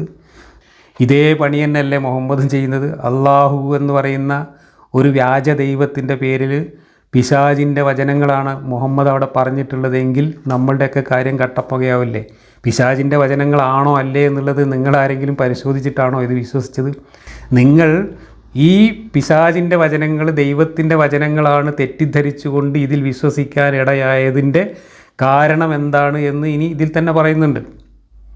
ഞാൻ ചോദിക്കുന്നത്, ഇത്രയും നിലവാരം കുറഞ്ഞ, ദൈവത്തിന് തന്നെ അപമാനകരമായിട്ടുള്ള, ദൈവത്തിനെ തനി പിശാചാക്കി മാറ്റുന്ന, ദൈവത്തിന് അങ്ങേയറ്റം വൃത്തികെട്ടവനായി ചിത്രീകരിക്കുന്ന ഈ ഖുർആൻ എന്ന് പറയുന്ന പുസ്തകം ദൈവത്തെ അവഹേളിക്കാൻ വേണ്ടിയിട്ട് ദൈവത്തിൻ്റെ ശത്രുവായ ഒരു പിശാച് അതിന് പറ്റിയ ഒരാളെ തിരഞ്ഞെടുത്തിട്ട് അയാളുടെ തൊള്ളയിൽ കൂടെ ആണെങ്കിൽ നിങ്ങളൊക്കെ ഇത് വിശ്വസിച്ച് ഇതനുഷ്ഠിച്ച് ജീവിച്ചു പോയി അവസാനം നിങ്ങളെവിടെയാണ് ചെല്ലുക? നിങ്ങളൊക്കെ നരകത്തിൽ പോകേണ്ടി വരില്ലേ? അത് പരിശോധിച്ചിട്ടാണോ നിങ്ങൾ വിശ്വസിച്ചത്? നിങ്ങൾ വിശ്വസിക്കാനുള്ള കാരണം എന്താണ് ഇനി പറയാൻ പോകുന്നുണ്ട്. ഈ പിശാചിനെ സൃഷ്ടിച്ചതും കയറുവരി വിട്ടതും അള്ളാഹു ആണ് എന്ന വാചകം തന്നെ അള്ളാഹുവിനെ അവമാനിക്കാൻ വേണ്ടിയിട്ട് അല്ലെങ്കിൽ ദൈവത്തെ അവമാനിക്കാൻ വേണ്ടി പിശാച് പറഞ്ഞതായിക്കൂടെ? പിശാച് ഇവിടെ നിരപരാധിയാവുകയാണല്ലോ ചെയ്യുന്നത്. പിശാചിനെ സൃഷ്ടിച്ചത് ദൈവമാണ് എന്ന വചനം പിശാചിനെ നിരപരാധിയാക്കുകയും ദൈവത്തെ പിശാചാക്കുകയും ചെയ്യുന്നുണ്ട്. ആ വചനം പിശാച് ദൈവത്തെ അവഹേളിക്കാൻ വേണ്ടി പറഞ്ഞതായിക്കൂടെ? ആവാനല്ലേ സാധ്യത? അല്ലെങ്കിൽ ദൈവം പിശാചിനെ സൃഷ്ടിച്ചു എന്ന് പറഞ്ഞാൽ പിന്നെ പിശാചിനും ദൈവത്തിനും തമ്മിൽ എന്ത് വ്യത്യാസമുള്ളത്? ഇനി അടുത്ത വാചകം നോക്ക്. അള്ളാഹു അവതരിപ്പിച്ചത് നിങ്ങൾ പിൻപറ്റി ജീവിക്കുക എന്ന് അവരോട് ആരെങ്കിലും പറഞ്ഞാൽ, അല്ല, ഞങ്ങളുടെ പിതാക്കൾ സ്വീകരിച്ചതായി കണ്ടതേ ഞങ്ങൾ പിൻപറ്റുകയുള്ളൂ എന്നായിരിക്കും അവർ പറയുന്നത്. അവരുടെ പിതാക്കൾ യാതൊന്നും ചിന്തിച്ച് മനസ്സിലാക്കാത്തവരും നേർവഴി കണ്ടെത്താത്തവരുമായിരുന്നെങ്കിൽ പോലും. ഇത് തന്നെയല്ലേ ഇന്ന് എല്ലാവരും ചെയ്യുന്നത്? മുസ്ലിങ്ങൾ ഇതല്ലേ ചെയ്യുന്നത്? മുസ്ലിങ്ങളോടിപ്പോൾ ഞാൻ ഈ ഖുർആൻ ക്ലാസ്സിലൂടെ ഇത്രയും കാലം പറഞ്ഞ കാര്യങ്ങളൊക്കെ പറയുമ്പോൾ ഇവിടുത്തെ വിശ്വാസികളായ മുസ്ലിങ്ങൾ എന്താ പറയുന്നത്? എത്രയോ നൂറ്റാണ്ടുകളായി, എത്രയോ തലമുറകളായി കോടിക്കണക്കിന് മനുഷ്യർ, ഞങ്ങളുടെ ഞങ്ങളുടെ ഉപ്പാപ്പന്മാരടക്കം ഉള്ള എല്ലാവരും ഇതൊക്കെ വിശ്വസിച്ച് വന്നത് ഞങ്ങളും വിശ്വസിക്കുന്നു. അതൊക്കെ പൊട്ടത്തരമാണ് എന്ന് പറയാൻ നിങ്ങളാരാണ് എന്നാണ് അവർ നമ്മളോട് ചോദിക്കുന്നത്. അപ്പോൾ ഞങ്ങളുടെ പൂർവീകരും ഒരുപാട് ആളുകളും കോടിക്കണക്കിന് മനുഷ്യരും അനേക തലമുറയിൽപ്പെട്ട മനുഷ്യരും ഇതൊക്കെ സത്യമാണ് എന്ന് വിശ്വസിച്ചത് കൊണ്ട് ഞങ്ങളും വിശ്വസിക്കുന്നു എന്ന് തന്നെയാണ് ഇന്നത്തെ വിശ്വാസികളും പറയുന്നത്. ഇനി പറഞ്ഞില്ലെങ്കിലും അതാണ് യാഥാർത്ഥ്യം. അതല്ലാതെ ഇതിൽ പറഞ്ഞ മാതിരി അവരുടെ പിതാക്കൾ യാതൊന്നും ചിന്തിച്ച് മനസ്സിലാക്കാത്തവരും നേർവഴി കണ്ടെത്താത്തവരുമായിരുന്നെങ്കിൽ പോലും എന്ന് പറഞ്ഞല്ലോ. ഇതേ കാര്യം ഇവരോട് പറഞ്ഞൂടെ? നിങ്ങളുടെ വാപ്പമാരും ഉപ്പാപ്പമാരും നിങ്ങളുടെ മുൻ തലമുറയും ഇതൊന്നും ചിന്തിക്കാതെ, ഇതിൽ പറയുന്ന കാര്യങ്ങളിലെ പൊട്ടത്തരങ്ങളും വൈരുദ്ധ്യങ്ങളൊന്നും മനസ്സിലാക്കാതെ, ഇതൊക്കെ മനുഷ്യൻ വിവരക്കേട് പറഞ്ഞതാണ് എന്നുപോലും മനസ്സിലാക്കാതെ വിശ്വസിച്ച് പോന്നതാണ് എങ്കിൽ നിങ്ങൾ ഇവരൊക്കെ വിശ്വസിച്ചു എന്ന കാരണം കൊണ്ട് ഇത് സത്യമാണ് എന്ന് വിശ്വസിക്കുന്നതിൽ എന്തർത്ഥമാണുള്ളത്, എന്ത് യുക്തിയാണുള്ളത്? ഇത് തന്നെയാണ് നമുക്കും ചോദിക്കാറുള്ളത്. പാരമ്പര്യമായി നമ്മൾ കുറേ കാര്യങ്ങൾ തുടർന്നു പോരുന്നു, നമ്മുടെ വാപ്പാരും വല്യാപ്പാരും ചെയ്ത് തന്നെ നമ്മൾ ചെയ്യുന്നു എന്നല്ലാതെ ഇവരൊക്കെ ചെയ്യുന്നതിൽ എന്തെങ്കിലും ശരിയുണ്ടോ, ഇവർ വിശ്വസിച്ചിരുന്ന ഈ കഥകളൊക്കെ എന്തെങ്കിലും കഥയുള്ളതാണോ എന്ന് യുക്തിപരമായിട്ടും ചിന്താപരമായിട്ടും നമ്മൾ പരിശോധിച്ചിട്ടുണ്ടോ? മനുഷ്യൻ എന്ന് പറയുന്ന ജീവിക്ക് കിട്ടിയിട്ടുള്ള ഏറ്റവും സവിശേഷമായ സിദ്ധി എന്ന് പറയുന്നത് ബുദ്ധിയാണ്, ചിന്തിക്കാനുള്ള കഴിവാണ്. പക്ഷേ ഈ മതം എന്താ പറയുന്നത്? ഇതിൽ കുറേ ദൃഷ്ടാന്തം പറഞ്ഞിട്ട് ഇതീ പറയുന്ന കഥ വിശ്വസിക്കണം എന്നാണ് പറയുന്നത്. അതിനപ്പുറത്തേക്ക് അത് ശരിയുണ്ടോ തെറ്റുണ്ടോ എന്ന് ചിന്തിക്കാൻ നമുക്ക് യാതൊരു അർഹതയുമില്ല എന്നാണ് എല്ലാ തഫ്സീറുകാരും എല്ലാ വ്യാഖ്യാനക്കാരും പറയുന്നത്. അപ്പോൾ ഇതിലുള്ള വൈരുദ്ധ്യങ്ങൾ നമ്മൾ ചൂണ്ടിക്കാണിക്കുമ്പോൾ, പിശാചിൻ്റെയും ദൈവത്തിൻ്റെയൊക്കെ വൈരുദ്ധ്യം നമ്മൾ ചൂണ്ടിക്കാണിക്കുമ്പോൾ മനുഷ്യൻ്റെ യുക്തി കൊണ്ടൊന്നും ചിന്തിക്കാൻ പാടില്ല. അവിടുന്ന് കൊടുത്തയച്ചത് കെട്ടിയിറക്കിയത് നമ്മളങ്ങ് വിശ്വസിച്ചോളണം കണ്ണും ചിമ്മി. അങ്ങനെ ദൃഢമായി വിശ്വസിക്കുന്നവർക്ക് വേറെ ദൃഷ്ടാന്തമൊന്നും വേണ്ട. ഇതാണ് പറയുന്നത്. നമുക്ക് കിട്ടിയ ഒരു സിദ്ധിയാണ് നമ്മുടെ വിശേഷ ബുദ്ധി. ആ ബുദ്ധി അനുസരിച്ചാണ് നമ്മൾ ഒരുപാട് കാര്യങ്ങൾ കണ്ടെത്തി നമ്മുടെ ജീവിതം മുന്നോട്ട് കൊണ്ടുപോകുന്നത്. ഇവിടെ പറയുന്നത് ആ ബുദ്ധി നിങ്ങൾ ഫ്രീസറിൽ വെച്ചോളി, അത് നിങ്ങൾക്ക് ആവശ്യമില്ല, നിങ്ങൾ എന്നിട്ട് കണ്ണും പൂട്ടി ഇത് വിശ്വസിച്ചോളി, ഈമാൻ കൊണ്ടോളി എന്നാണ്. മനുഷ്യനോട് ബുദ്ധി ഉപയോഗിക്കേണ്ട, നിങ്ങൾ ഈ വിശ്വസിക്കൂ എന്ന് പറയുന്നതിൽ പരം മണ്ടത്തരം വേറെന്താ ഉള്ളത്? നമുക്ക് ബുദ്ധി ഉപയോഗിച്ചിട്ട് ഈ വിശ്വസിക്കുന്ന കാര്യങ്ങൾ ശരിയാണോ തെറ്റാണോ എന്ന് പരിശോധിച്ചുകൂടെ? അങ്ങനെ പരിശോധിച്ചത് കൊണ്ടല്ലേ പല കാലത്തും പല തരത്തിലുള്ള മാറ്റങ്ങളും വിശ്വാസങ്ങളും മതങ്ങളും ഒക്കെ ഉണ്ടായത്? മുഹമ്മദ് അവിടെ ഉണ്ടായിരുന്ന സാഹചര്യങ്ങൾക്കനുസരിച്ച് അവിടെ തുടർന്ന് പോന്നിരുന്ന കാര്യങ്ങളൊക്കെ മുഹമ്മദിന് മോശമാണെന്ന് തോന്നി. മുഹമ്മദിന് ചില പ്രത്യേക താല്പര്യങ്ങൾ ഉണ്ടായിരുന്നതുകൊണ്ട് മുഹമ്മദ് ഒരു ഒറ്റ പടച്ചവനെയും കൊണ്ടുവന്നിട്ട് അവിടുത്തെ പടച്ചവന്മാരെ നിഷേധിക്കുകയും ആ പടച്ചവന്മാരൊക്കെ ചെയ്ത്താന്മാരാണെന്ന് പറയും. അവർക്ക് വേണ്ടി നടത്തുന്ന ആചാരങ്ങളൊക്കെ ചെയ്ത്താന്മാർ ആകർഷകമാക്കിയതാണ് എന്നൊക്കെ പറഞ്ഞുകൊണ്ട് മുഹമ്മദ് ഒരു പുതിയ സാധനം കൊണ്ടുവന്നു. ഇന്നും ആ മുഹമ്മദ് കൊണ്ടുവന്ന സാധനം അതുപോലെ തന്നെ നിലവാരം കുറഞ്ഞതാണെന്നും കാലഹരണപ്പെട്ടതാണെന്നും മണ്ടത്തരങ്ങളാണ് എന്നും സാമാന്യ ബുദ്ധി ഉപയോഗിച്ച് ഇതൊക്കെ ഒന്ന് വായിച്ചു നോക്കുക. ഒരു പേജ് എടുത്ത് വായിച്ചാൽ മതി. ഈ ഖുർആനിൽ തത്തമ്മ ചീട്ടെടുക്കും പോലെ നിങ്ങൾ ഒരു പേജ് എടുത്ത് വായിച്ചാൽ തന്നെ ഇതൊരു പടച്ചോൻ പറഞ്ഞതല്ല എന്ന് മനസ്സിലാവും. ഒരു പടച്ചോൻ്റെ നിലവാരം ഇതിനില്ല എന്നുള്ളത്. എന്നിട്ടും നമ്മൾ ഇതൊക്കെ കണ്ണും പൂട്ടി വിശ്വസിക്കുന്നത് ഇത് പരിശോധിച്ച് വിശ്വസിക്കാനുള്ള സ്വാതന്ത്ര്യം നമുക്കില്ലാത്തതുകൊണ്ടാണ്. കണ്ണും പൂട്ടി വാപ്പാരും വിശ്വസിച്ചത് വിശ്വസിക്കണം എന്ന ശാഠ്യമുള്ളത് കൊണ്ടാണ്. വിശ്വസിച്ചില്ലെങ്കിൽ നരകത്തിലിടുമെന്ന ഭീഷണി ഉള്ളത് കൊണ്ടാണ് മനുഷ്യർ ഈ മണ്ടത്തരങ്ങൾ ഇന്നും വിശ്വസിച്ച് പോരുന്നത്. ആ വിശ്വാസത്തിൻ്റെ മണ്ടത്തരത്തെക്കുറിച്ച് തന്നെയാണ് ഇവിടെ പറയുന്നത്. എന്തിനു വേണ്ടിയിട്ട്? മുഹമ്മദിൻ്റെ പൂർവികർ വിശ്വസിച്ചിരുന്നവരൊക്കെ മണ്ടന്മാരാണെന്നും അതൊക്കെ തെറ്റാണ് എന്നും പറയാൻ വേണ്ടിയിട്ട് മുഹമ്മദ് ഇവിടെ അവതരിപ്പിക്കുന്ന ഈ ഒരു കാര്യം ഇന്നത്തെ വിശ്വാസികൾക്കും ബാധകമാക്കണം എന്നാണ് ഞാനിതിലൂടെ പറയാൻ ശ്രമിക്കുന്നത്. 171 സത്യനിഷേധികളെ ഉപമിക്കാവുന്നത് വിളിയും തെളിയുമില്ലാതെ മറ്റൊന്നും കേൾക്കാത്ത ജന്തുവിനോട് ഒച്ചയിടുന്നവനോടാകുന്നു. അവർ ബധിരരും ഊമകളും അന്ധരുമാകുന്നു, അതിനാൽ അവർ ചിന്തിച്ച് ഗ്രഹിക്കുകയില്ല. നിങ്ങൾ ആലോചിച്ച് നോക്കൂ, ഒരു ദൈവം, നേരും നിറയുമുള്ള ഒരു ദൈവം തൻ്റെ സൃഷ്ടികളോട് ഈ മാതിരി വൃത്തികേട് പറയുമോ? ഇന്ന് സംസ്കാരമുള്ള ഒരു മനുഷ്യൻ ഇത്തരം വാക്കുകൾ ഉപയോഗിക്കില്ല. അന്ധൻ, ബധിരൻ, മൂകൻ എന്നൊക്കെ പറഞ്ഞിട്ട് ഈ അന്ധരും ബധിരരും മൂകരും ഒക്കെ ആയിട്ട് നമ്മുടെ ഇടയിൽ ജീവിക്കുന്ന എത്രയോ മനുഷ്യരുണ്ട്. അവരെ അന്ധരും മൂകരും ബധിരരും ഒക്കെ ആക്കി ജനിപ്പിച്ചത് ഈ അള്ളാഹു എന്ന് പറയുന്ന ചങ്ങാതി തന്നെയാണ്, ഇവരുടെ കഥ അനുസരിച്ച്. എന്നിട്ട് അവരെ അങ്ങനെ സൃഷ്ടിച്ചിട്ട് അങ്ങനെയുള്ള ഒരുപാട് മനുഷ്യരുടെ ഒരു ലോകത്ത് വന്നിട്ട് അന്ധൻ, ബധിരൻ, മൂകൻ എന്നൊക്കെ പറഞ്ഞിട്ട് അവരെ അധിക്ഷേപിക്കുന്നത് എത്ര സംസ്കാരശൂന്യമായിട്ടുള്ള ഭാഷയാണ് നോക്കൂ. ഇതൊക്കെ ഒരു ജാഹിലിയ കാലത്തെ സംസ്കാരമില്ലാത്ത വിവരമില്ലാത്ത കാട്ടറബികളായ മനുഷ്യർ ഉപയോഗിച്ചിരുന്ന ഭാഷയാണ്. ഇതൊന്നും ഒരു സ്രഷ്ടാവായ ദൈവം താൻ തന്നെ സൃഷ്ടിച്ചു വിട്ട മനുഷ്യരെക്കുറിച്ച് പറയില്ല. അന്ധര്, ബധിരര്, മൂകര് എന്നൊക്കെ പറഞ്ഞിട്ട് മനുഷ്യരെ ബോഡി ഷെയ്മിങ് നടത്തുക, പരിമിതികളുള്ള മനുഷ്യരെ അപഹസിക്കുക. അങ്ങനെ അപഹസിക്കുമ്പോൾ അങ്ങനെയുള്ള മനുഷ്യർക്ക് അത് എന്ത് ഫീലിംഗാണ് ഉണ്ടാക്കുക എന്നതിനെക്കുറിച്ച് പോലും ചിന്തിക്കാത്ത സംസ്കാരശൂന്യനായ മനുഷ്യനാണ് ഇത്തരം പദങ്ങൾ ഉപയോഗിക്കുന്നത്. മുഹമ്മദിന് ഒരു സംസ്കാരം ഉണ്ടായിരുന്നില്ല, അതുകൊണ്ട് മുഹമ്മദിൻ്റെ വായിലൂടെ ഈ അസംബന്ധങ്ങളൊക്കെ പുറത്തേക്ക് വന്നു.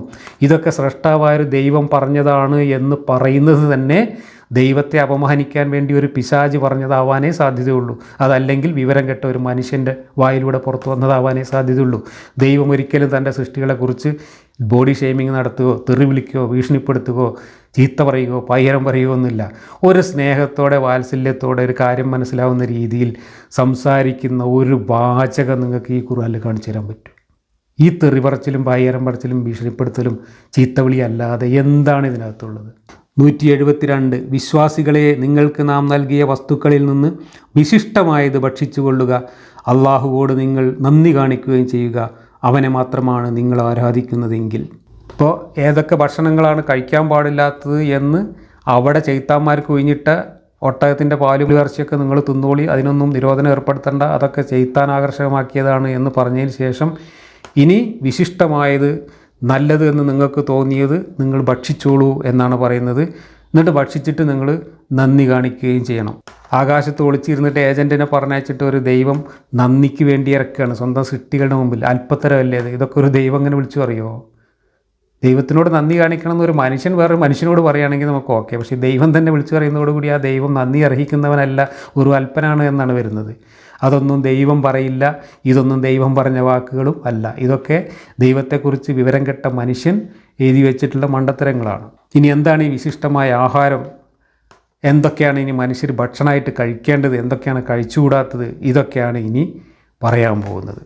173 ശവം, രക്തം, പന്നിമാംസം, അള്ളാഹു അല്ലാത്തവർക്കായി പ്രഖ്യാപിക്കപ്പെട്ടത് എന്നിവ മാത്രമേ അവൻ നിഷിദ്ധമാക്കിയിട്ടുള്ളൂ.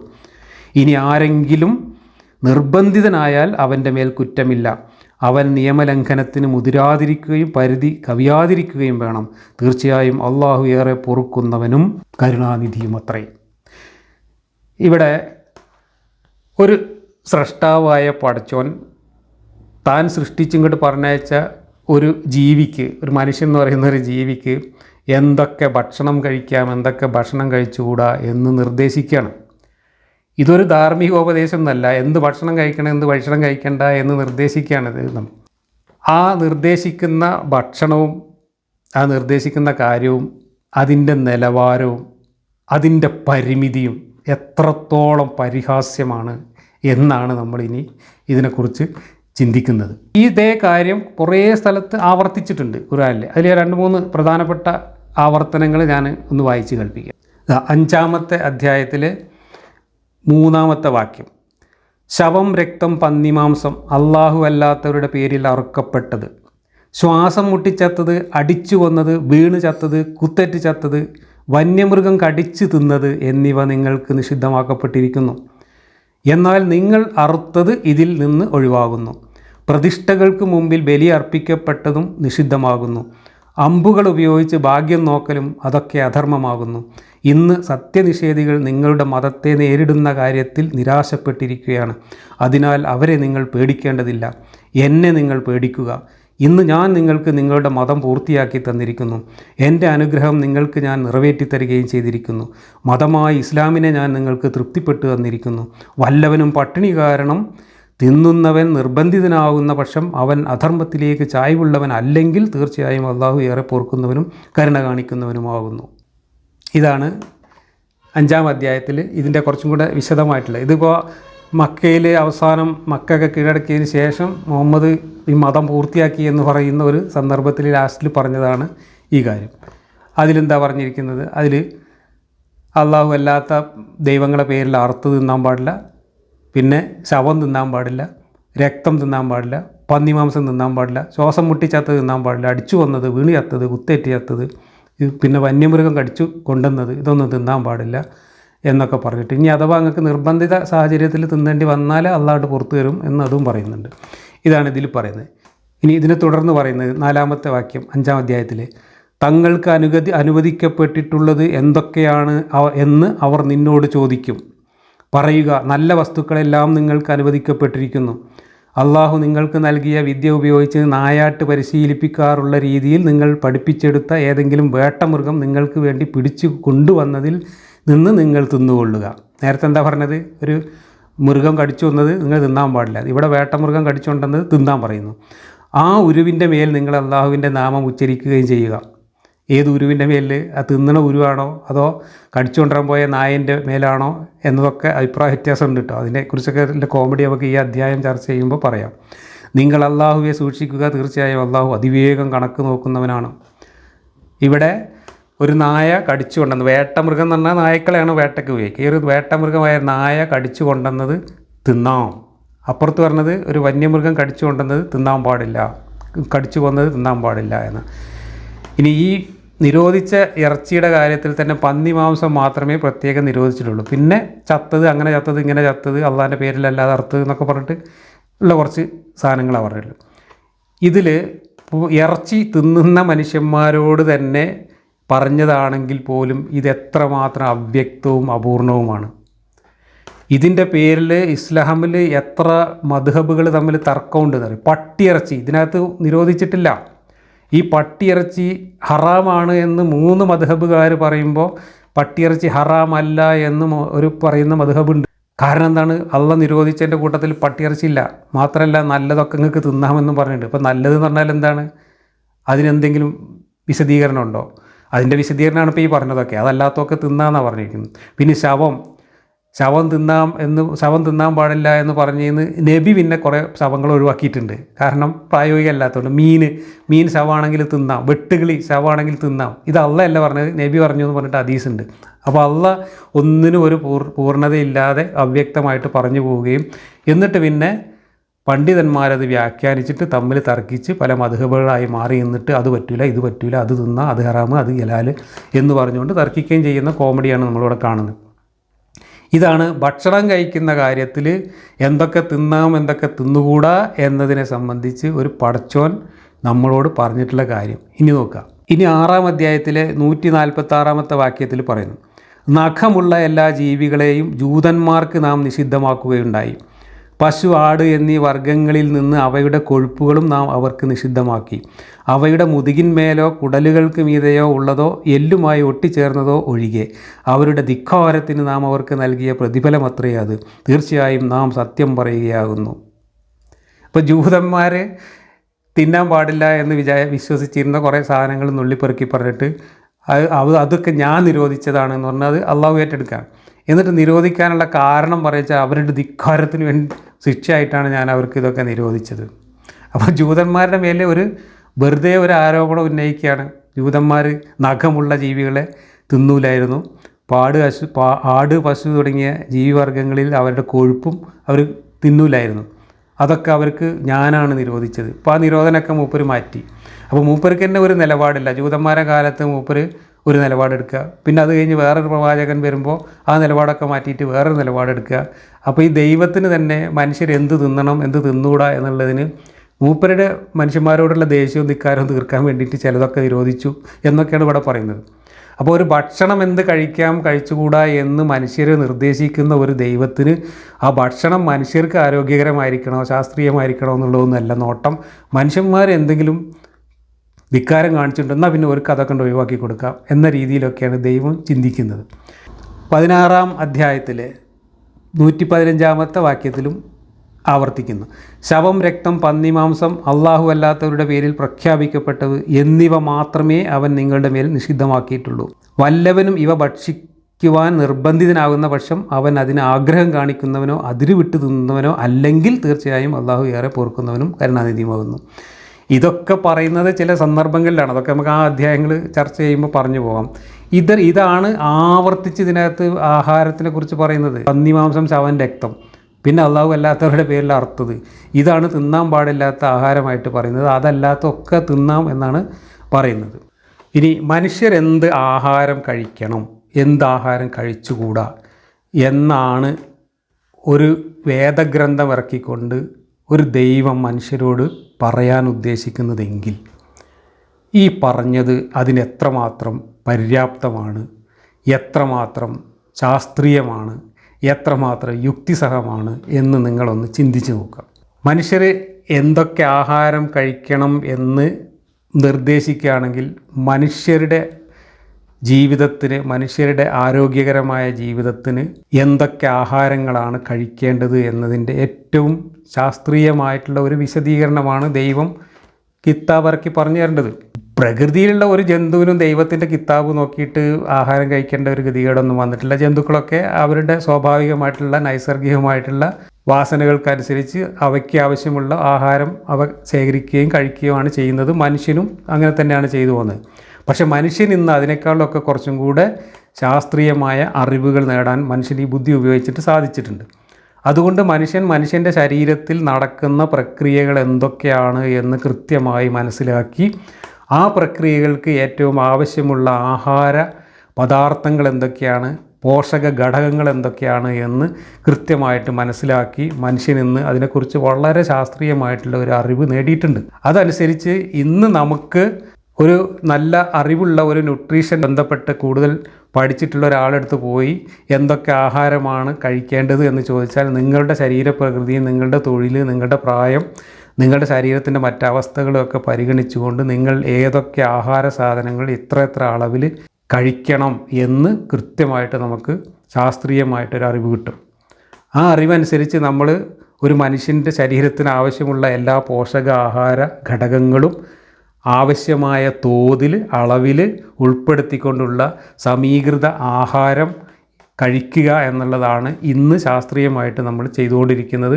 അതിനെക്കുറിച്ച് ശാസ്ത്രീയമായി പഠിച്ച ആളുകൾ അതിനെക്കുറിച്ച് നമുക്ക് അറിവുകൾ പകർന്നു തന്നിട്ടുണ്ട്.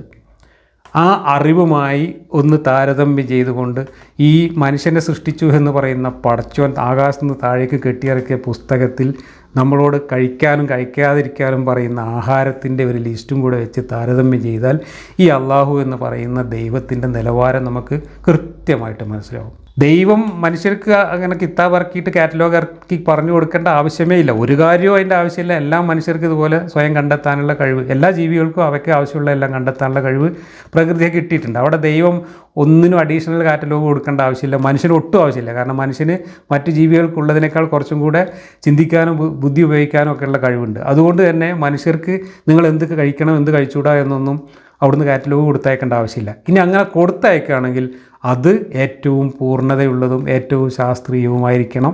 മനുഷ്യൻ്റെ ബുദ്ധി കൊണ്ട് മനുഷ്യൻ ഇന്ന് കണ്ടെത്തിയ അറിവുമായിട്ട് താരതമ്യം ചെയ്താൽ അത് അതിനേക്കാളും മികച്ചതായിരിക്കണം. അങ്ങനെ വല്ല അറിവും ഈ ഖുർആനിലെ ഈ ആഹാരം സംബന്ധിച്ച് നൽകുന്ന നിർദ്ദേശത്തിലുണ്ടോ? തൂങ്ങിച്ചാത്തത്, വീണ് ചത്തത്, അടിച്ചു വന്നത് അതൊന്നും തിന്നാൻ പാടില്ല എന്ന് പറയുന്നതിൽ, അള്ളാൻ്റെ പേരൊഴിച്ച് ബാക്കി അള്ളാൻ്റെ പേരിൽ അർക്കാത്തതൊന്നും തിന്നാൻ പാടില്ല എന്ന് പറയുന്നതിലൊക്കെ എന്ത് ശാസ്ത്രീയത ഉള്ളത്? എന്ത് ആരോഗ്യശാസ്ത്രമാണുള്ളത്? എന്ത് ആഹാരശാസ്ത്രമുള്ളത്? ഒന്നുമില്ല. പിന്നെ പന്നി മാംസം തിന്നാൻ പാടില്ല, എന്ത് ശാസ്ത്രീയത അതിലുള്ളത്? ഇപ്പോൾ പോത്തിനെയും ഒട്ടകത്തിനെയും കാളേനെയും ഒക്കെ തിന്നാമെങ്കിൽ ആ ഇറച്ചിയിലൊക്കെ ഉള്ള സാധനങ്ങളൊക്കെ തന്നെ ഈ പന്നിയുടെ ഇറച്ചിയിലുള്ളത്. ഇപ്പോൾ പന്നി ഇറച്ചി തിന്നുകൊണ്ട് എന്താ കുഴപ്പമുള്ളത്? പിന്നെ ശവം തിന്നാൻ പാടില്ല എന്ന് പറഞ്ഞിട്ട് മീനിനെ തിന്നാം, വെട്ടുകിളീനെ തിന്നാം എന്ന് വേറെ പറയുക, നബി വന്നിട്ട് പറയുക, അള്ള പറഞ്ഞത് പോരായിട്ട് മൂപ്പര് വന്നിട്ട് പറയുക. ഇതിലൊക്കെ എന്ത് യുക്തിയും ശാസ്ത്രവും ഉള്ളത്? ഞാനിതൊക്കെ പറയാൻ കാരണം ഖുർആനിലെ ഓരോ കാര്യങ്ങളെയും നമ്മളിതുപോലെ എടുത്ത് വിമർശിക്കുമ്പോൾ ഖുർആനിൻ്റെ വക്താക്കളായിട്ടുള്ള വിശ്വാസികൾ നമ്മളോട് ചോദിക്കുന്ന ഒരു ചോദ്യമുണ്ട്, എന്നാൽ പിന്നെ നിങ്ങൾ ഖുർആനൊരു ബദൽ കൊണ്ടുവരൂ എന്നാണ്. ഇതുവരെ നമ്മൾ ഈ മക്കയിലും മദീനയിലും വായിച്ച ഖുർആൻ വാക്യങ്ങൾക്കൊന്നും നമ്മളൊരു ബദലും കൊണ്ടുവരേണ്ട കാര്യമില്ല. കാരണം ഒരാൾ ഇരുന്നിട്ട് ഇങ്ങനെ തെറി പറയുക, ചീത്ത പറയുക, പയ്യരം പറയുക, ഇതിനൊക്കെ നമ്മൾ എന്ത് ബദൽ കൊണ്ടുവരാനാണ്? നമ്മൾക്ക് ഇങ്ങനെ തെറിയും പയ്യരും ചീത്തയും പറയേണ്ട ആവശ്യമുണ്ടോ? പക്ഷേ ഇതുപോലെയുള്ള മണ്ടത്തരങ്ങൾക്ക് നമുക്ക് ബദൽ പറയാൻ പറ്റും. അതുകൊണ്ട് ഞാൻ ഖുർആനിലെ മനുഷ്യർ നൽകുന്ന ഇത്തരം നിർദ്ദേശങ്ങൾ, അതുപോലെ ധാർമ്മികമായ നിർദ്ദേശങ്ങൾ, ഇതിലൊക്കെയുള്ള അപര്യാപ്തതകളെ ചൂണ്ടിക്കാണിച്ചുകൊണ്ട് അതിനേക്കാളും മെച്ചപ്പെട്ട കാര്യങ്ങൾ നമ്മൾ നിർദ്ദേശിക്കും. ബദൽ നമ്മൾ പറയും. ഏതെങ്കിലും ഒരു ഖുർആൻ വാക്യത്തിൽ ഇതുപോലെ മനുഷ്യൻ്റെ ജീവിതവുമായി ബന്ധമുള്ള എന്തെങ്കിലും കാര്യം പറഞ്ഞിട്ടുണ്ടെങ്കിൽ അതിൽ പോരായ്മകൾ പറഞ്ഞതിന് ശേഷം അതിനേക്കാൾ മെച്ചപ്പെട്ട ബദൽ നമ്മൾ നിർദ്ദേശിക്കും. അതുകൊണ്ട് ഈ ആഹാരത്തെ സംബന്ധിച്ച് മനുഷ്യർക്ക് എന്ത് ആഹാരമാണ് കഴിക്കേണ്ടത്, കഴിച്ചുകൂടാത്തത് എന്ന നിർദ്ദേശമാണ് ഇവിടെ ഉദ്ദേശിച്ചിട്ടുള്ളതെങ്കിൽ, അതല്ലാതെ ചൈത്താന്മാരോടുള്ള ദേഷ്യം തീർക്കാനോ ജൂതന്മാരോടുള്ള ദേഷ്യം തീർക്കാനോ വേണ്ടിയിട്ട് എന്തെങ്കിലും വിളിച്ചു പറഞ്ഞതാണെങ്കിൽ പിന്നെ അതിന് നമുക്ക് ബദലൊന്നും പറയേണ്ട ആവശ്യമില്ല. അങ്ങനത്തെ ഭ്രാന്തിന് ബദൽ പറയാനൊന്നും നമുക്ക് നേരമില്ല. പക്ഷേ മനുഷ്യന് ആവശ്യമുള്ള ആഹാരം എന്ത് എന്ന് നിർദ്ദേശിക്കാനാണ് ഈ പടച്ചോൻ ഈ കാറ്റലോഗ് ഇറക്കിയിട്ടുള്ളതെങ്കിൽ പടച്ചോൻ്റെ കാറ്റലോഗിൽ പറഞ്ഞ ആഹാരമൊന്നും മനുഷ്യർക്ക് ശാസ്ത്രീയമായ ഒരു ആഹാരമേ അല്ല, അത് അപൂർണവുമാണ്. അത് ഒട്ടകത്തിനെയും കാളേനെയും ആടിനെയും തിന്ന് നടന്നിരുന്ന കാട്ടറബികളോട് അന്നത്തെ ഒരു മനുഷ്യൻ അയാളുടെ അറിവ് വെച്ചിട്ട് പറഞ്ഞ കാര്യങ്ങൾ മാത്രമാണ്. അതല്ലാതെ ഇന്നത്തെ ഒരു മനുഷ്യൻ്റെ ശാസ്ത്രീയമായ അറിവിൻ്റെ മുമ്പിൽ ആ ആഹാര നിർദ്ദേശം എന്ന് പറയുന്നത് അങ്ങേയറ്റം അപൂർണവും അശാസ്ത്രീയവുമാണ്. അതുകൊണ്ട് ഞാൻ അതിനൊരു ഇന്നത്തെ മനുഷ്യൻ്റെ അറിവ് വെച്ചുകൊണ്ടുള്ള ഒരു ബദൽ ഞാൻ പറയാം. ഇന്ന് അതിൻ്റെ ബദൽ നമ്മൾ എലിമെൻ്ററി ക്ലാസ്സുകളിൽ, അതായത് പ്രൈമറി സ്കൂളുകളിൽ കുട്ടികളെ പഠിപ്പിക്കുന്നുണ്ട്. വികസിത രാജ്യങ്ങളിലൊക്കെ എലിമെൻ്ററി ക്ലാസ്സുകളിൽ കുട്ടികളെ വളരെ ശാസ്ത്രീയമായ രീതിയിൽ ഏറ്റവും ആരോഗ്യകരമായിട്ടുള്ള ആഹാരം ഏതാണ്, അനാരോഗ്യകരമായിട്ടുള്ള ആഹാരം ഏതാണെന്ന് കുട്ടികളായിരിക്കെ തന്നെ അവർക്ക് നല്ല രീതിയിൽ പരിശീലിപ്പിക്കുന്നുണ്ട്. ആ ശാസ്ത്രീയമായ പരിശീലനം നമ്മുടെ കുട്ടികൾക്ക് കൊടുത്തു കഴിഞ്ഞാൽ അവർ ആരോഗ്യകരമായ ആഹാരം ചെറുപ്പം മുതലേ കഴിച്ച് ശീലിക്കുകയും ആരോഗ്യത്തോടെ ജീവിക്കുകയും ചെയ്യും. പക്ഷേ ഇന്നും ഇതിനെക്കുറിച്ചൊന്നും അറിവില്ലാത്ത ഒരുപാട് മനുഷ്യർ ലോകത്തുണ്ട്, ശാസ്ത്രീയമായ അറിവൊന്നുമില്ലാത്ത മനുഷ്യർ. അതുകൊണ്ട് തന്നെ ആഹാരത്തിലുള്ള അപര്യാപ്തത കാരണം രോഗം വന്നിട്ട് മരിച്ചു പോകുന്നവരും ആയുസ് കുറയുന്നവരും ഒക്കെ ആയിട്ടുള്ള ധാരാളം മനുഷ്യർ, പോഷകാഹാരം കിട്ടാതെ മരിക്കുന്ന ആളുകളൊക്കെ ഉണ്ട്, അറിവില്ലാത്തത് കൊണ്ടും ശരിയായ ആഹാരം കിട്ടാത്തത് കൊണ്ടും. അപ്പോൾ അതിനൊക്കെയുള്ള പരിഹാരമായിട്ട് ഇന്ന് ശാസ്ത്രീയമായ അറിവ് വെച്ചുകൊണ്ട് ലോകാരോഗ്യ സംഘടന പോലെയുള്ള സ്ഥാപനങ്ങൾ പോലും പൊതു നിർദ്ദേശങ്ങൾ നൽകിയിട്ടുണ്ട്. ഞാനിവിടെ ലോകാരോഗ്യ സംഘടന ആഹാരം സംബന്ധിച്ച് മുന്നോട്ട് വയ്ക്കുന്ന ഒരു നിർദ്ദേശം നിങ്ങളുടെ അള്ളാഹു ഇറക്കിയ കാറ്റലോഗിലെ ഖുർആൻ വാക്യത്തിന് ബദലായിട്ട് മുന്നോട്ട് വയ്ക്കാം. അപ്പോൾ ഖുർആനിന് ബദലുണ്ടോ എന്ന ചോദ്യത്തിൻ്റെ ഉത്തരം കൂടിയാണ് ഖുർആനിലെ ആഹാരം സംബന്ധിച്ച ഈ പറഞ്ഞ മണ്ടത്തരത്തിന് ഞാൻ ലോകാരോഗ്യ സംഘടനയുടെ ഒരു നിർദ്ദേശം ബദലായിട്ട് വയ്ക്കുന്നു. ആ നിർദ്ദേശം പൂർണ്ണമല്ല.